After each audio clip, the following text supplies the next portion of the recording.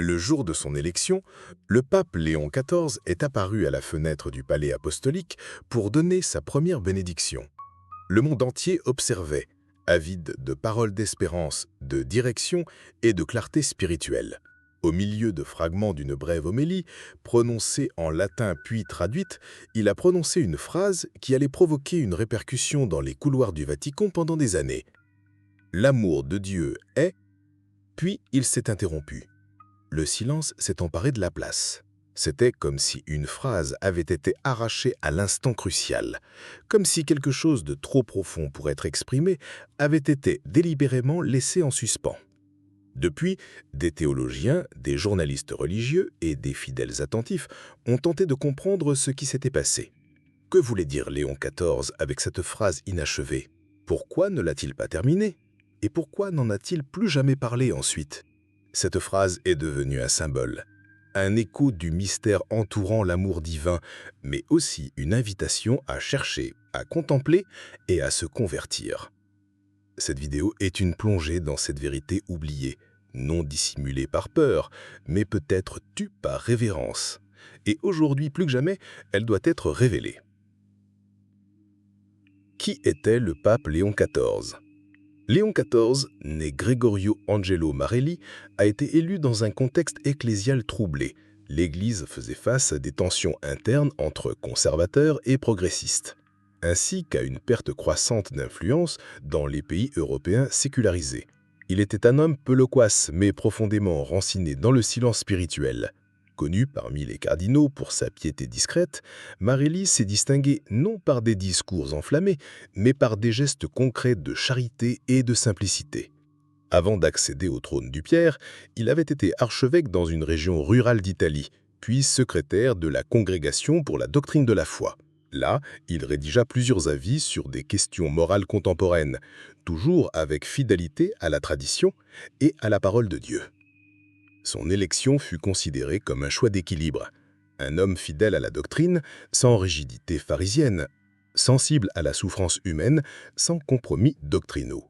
La phrase prononcée lors de sa première apparition publique a clairement établi la ligne de son pontificat. Un pape qui ne cherche pas à flatter le monde, mais à rappeler à tous que l'amour de Dieu est réel, exigeant et transformateur. La phrase qui n'a jamais été complétée.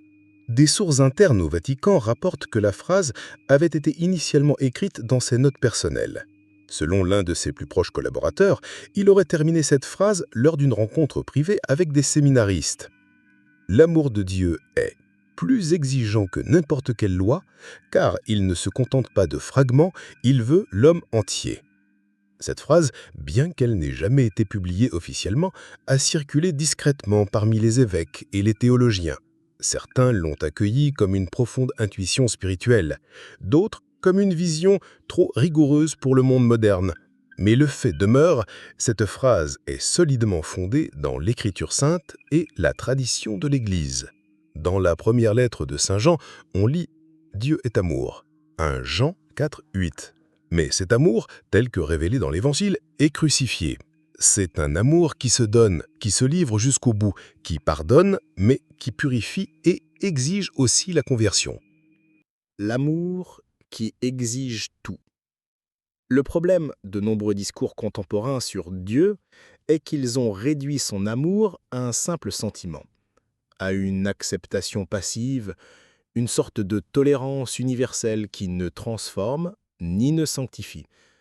Mais le véritable amour de Dieu est celui qui transforme, qui convertit, qui purifie. Jésus n'a pas dit « Venez tel que vous êtes et restez ainsi ». Il a dit « Venez à moi, vous tous qui peinez, et je vous soulagerai ». Matthieu 11, 28. Mais aussi « Va et ne pêche plus ». Jean 8, 11. L'amour qui accueille est aussi celui qui exhorte. Le catéchisme de l'Église catholique donne cette définition de l'amour divin. Aimer, c'est vouloir le bien de l'autre. Tout bien vient de Dieu. L'amour est la vocation première de l'homme. 1604. Mais ce même catéchisme rappelle aussi que cet amour est gratuit et en même temps appelle une réponse. L'amour est exigeant. Celui qui aime veut le bonheur total de l'autre, et cela implique conversion, renoncement, sacrifice, croix. 2011. Le pape Léon XIV voulait nous le rappeler. L'amour de Dieu n'est pas permissif. C'est un feu qui consume les impuretés comme l'or affiné dans la fournaise.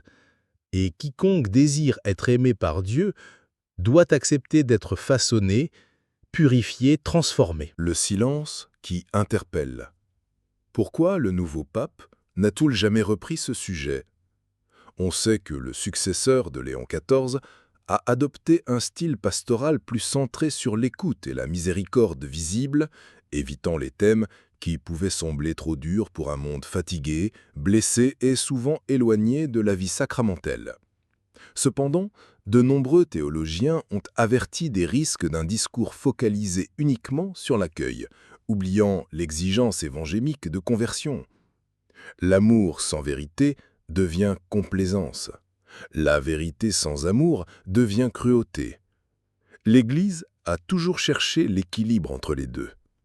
Léon XIV percevait clairement ce danger, non pas méfiance envers le monde, mais par amour pour l'âme humaine. Il savait que l'homme moderne, habitué au confort émotionnel, avait besoin qu'on lui rappelle que le véritable amour libère, mais ne flatte pas. Il réconforte, mais il corrige aussi. Cette correction, cependant, fut perçue dans certains milieux ecclésiaux comme trop dure, et c'est pourquoi, selon des sources internes, les paroles de Léon XIV furent mises de côté, évitées, réduites au silence. Mais le silence peut parler plus fort que les mots, et son écho continue de résonner, surtout en ce temps où beaucoup recherchent un amour qui ne confronte pas. La racine biblique de l'amour exigeant. L'Écriture est claire. L'amour de Dieu n'est ni neutre ni indifférent.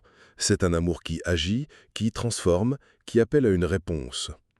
Quand Dieu appelle Abraham, il ne dit pas « reste comme tu es », il dit « quitte ton pays, vers le pays que je te montrerai » Genèse 12, 1. Quand Jésus rencontre les premiers disciples, il ne dit pas seulement « je vous aime », il dit « suivez-moi » Matthieu 4, 19. Et au jeune homme riche, il offre tout, mais exige tout. Va, vends ce que tu possèdes, donne-le aux pauvres, puis viens, suis-moi. Marc 10, 21. C'est l'amour qui ne se satisfait pas de médiocrité. C'est l'amour qui veut nous élever à la stature du Christ. Un amour qui, selon saint Paul, nous presse, 2 Corinthiens 5, 14. Autrement dit, qui nous pousse à vivre d'une manière nouvelle. L'auteur de la lettre aux Hébreux résume cela avec force. Car le Seigneur corrige celui qu'il aime et châtie tout fils qu'il agrée. Hébreux S 6.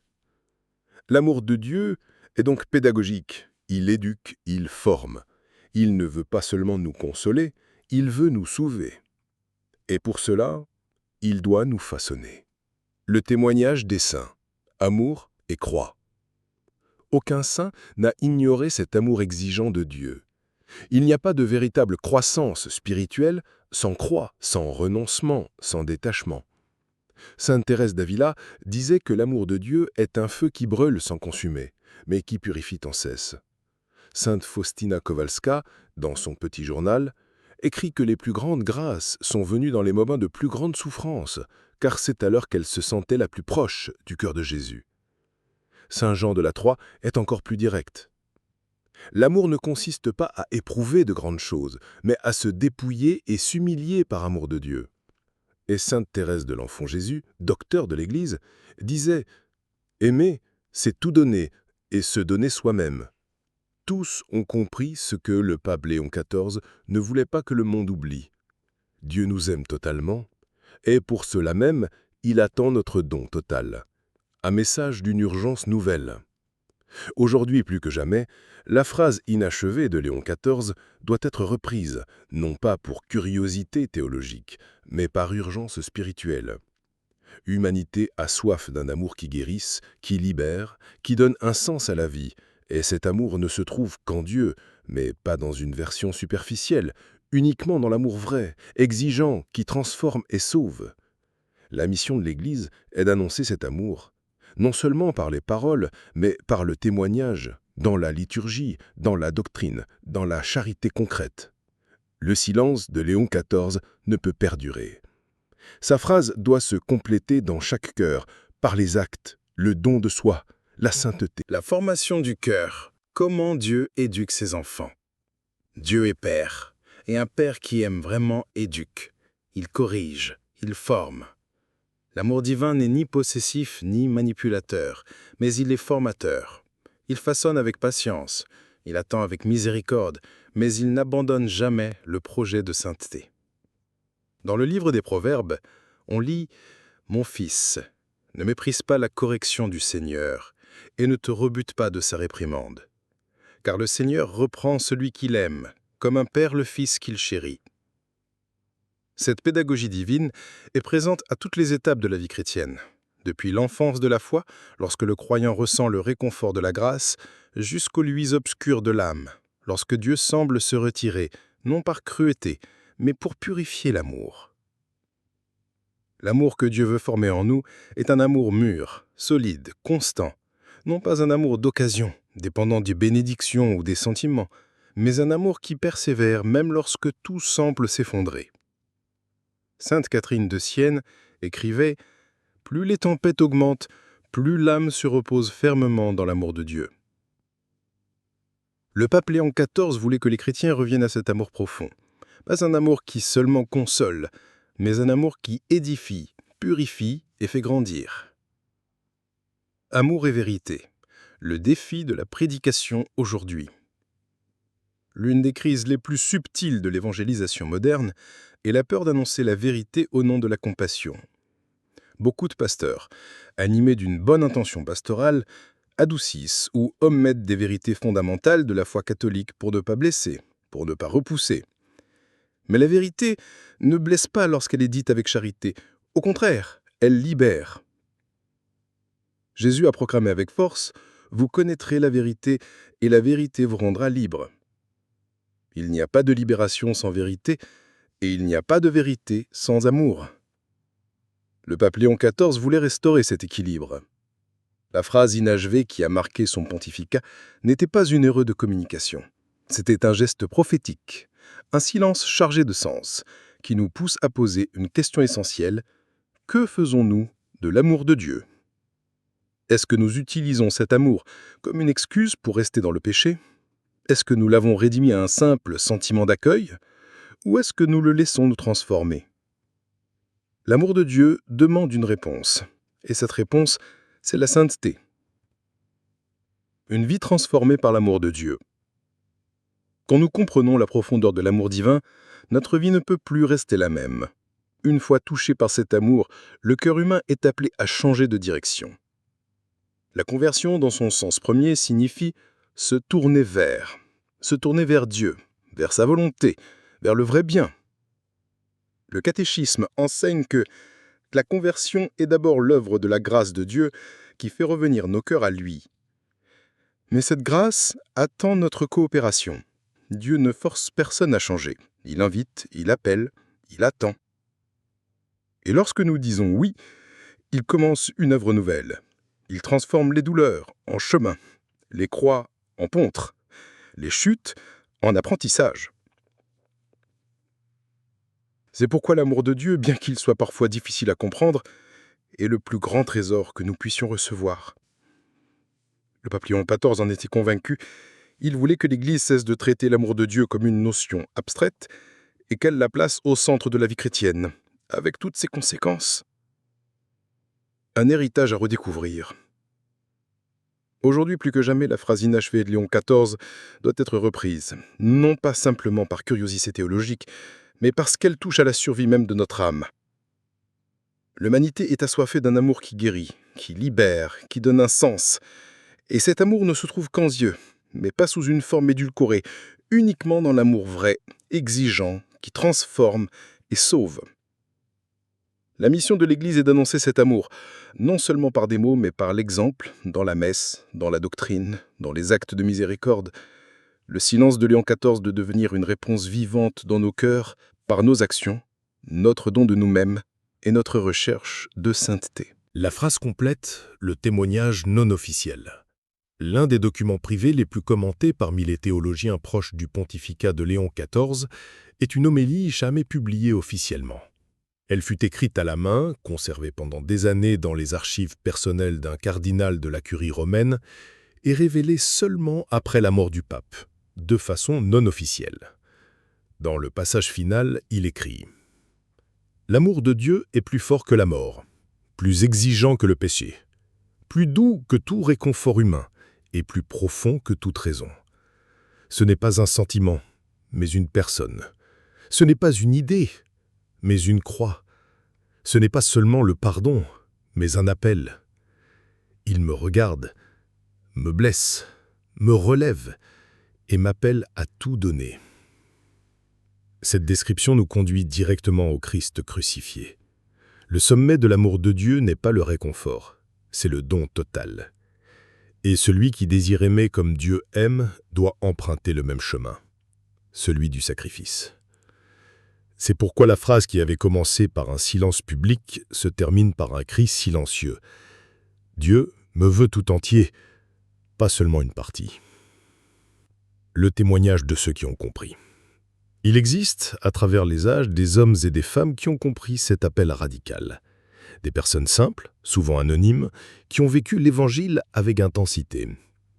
Une femme qui a soigné son mari atteint d'Alzheimer pendant 20 ans a dit un jour « Je ne sais pas si l'amour de Dieu m'a épargné la souffrance, mais je sais qu'il m'a appris à aimer dans la souffrance. » Un jeune homme qui luttait contre la pornographie et qui découvrit ensuite la beauté de la chasteté affirma « Dieu m'aime tellement qu'il ne veut pas que je sois esclave de mes désirs. Il veut que je l'aime en retour. » Un prêtre ayant perdu la voix après un cancer du gotho commença à célébrer la messe en silence, avec des gestes, des larmes et les yeux fixés sur le crucifix, disant « Maintenant je comprends l'amour de Dieu qui parle plus fort quand le monde se tait. » Tous ont compris, chacun à leur manière, ce que Léon XIV voulait que le monde se rappelle. L'amour de Dieu demande tout, mais en échange, il se donne lui-même. Comment répondre à cet amour ? S'il est vrai que l'amour de Dieu est exigeant, alors notre vie doit changer. Non pas peur, mais par gratitude. Non pour mériter cet amour, car il est gratuit, mais pour ne pas le gaspiller. Comment répondre à cet amour ? Par la vie sacramentelle. L'Eucharistie est le plus grand signe de l'amour de Dieu. Participer à la messe n'est pas une obligation, mais une réponse d'amour. Par la prière fidèle, même sans émotion, même sans envie, aimer, c'est persévérer. Par le renoncement au péché. On ne peut pas dire qu'on aime Dieu et vivre en état de péché grave. L'amour exige la conversion. Par la charité concrète. Aimer Dieu, c'est aimer son prochain. Surtout les pauvres, les oubliés, les ennemis. Par le don total. Se remettre entre les mains de Dieu, même quand on ne comprend pas ses plans. Comme Marie qui dit « Fiat » et resta debout au pied de la croix. La prière du silence. Léon XIV était un homme de peu de mots et de longs silences. Il enseignait que la prière la plus profonde n'est pas celle remplie de phrases, mais celle où l'âme se tait, devant Dieu, et le laisse parler. Dans une de ses méditations privées, il écrivit « Lorsque l'amour de Dieu me touche, je ne parle pas, je me prosterne. Car aucun mot humain ne peut contenir ce mystère.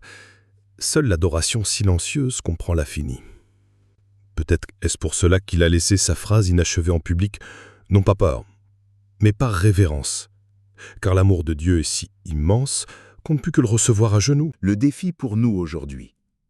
À la lumière de tout ce que nous avons vu, nous sommes appelés à faire un examen de conscience. Quelle image de l'amour de Dieu ai-je cultivé ? Ai-je réduit cet amour à un simple réconfort émotionnel ? Ai-je utilisé la miséricorde comme excuse pour rester dans les mêmes péchés ? Ai-je cherché uniquement un Dieu qui me bénit, plutôt qu'un Seigneur qui me sanctifie ? Il est temps de revenir à l'Évangile avec courage, de redécouvrir que l'aimer, ce n'est pas seulement chanter des cantiques, c'est obéir, c'est porter la croix, c'est servir, c'est mourir à l'égoïsme et renaître dans le véritable amour. Le pape Léon XIV, avec sa phrase inachevée, a peut-être accompli ce qu'aucun long discours n'aurait pu produire.